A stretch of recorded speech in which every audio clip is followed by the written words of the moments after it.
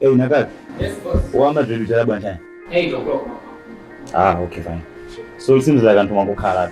Why can't you be doing something?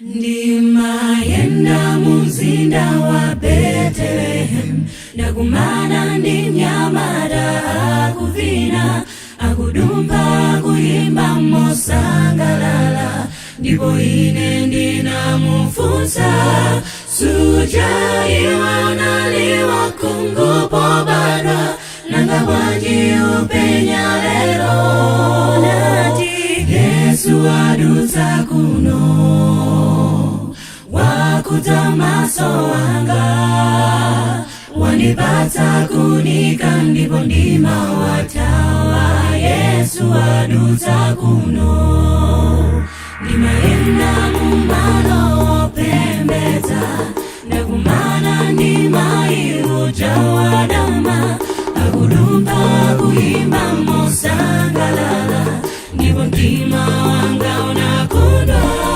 Ndakumana ndi Yesu ambuye wanga, wandikhululukira zonse.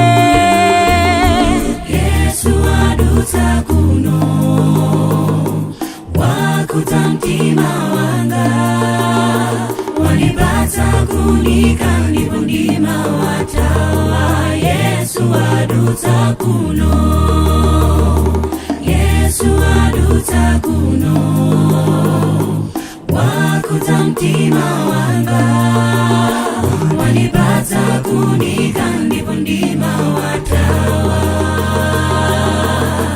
Yesu adutsa kuno,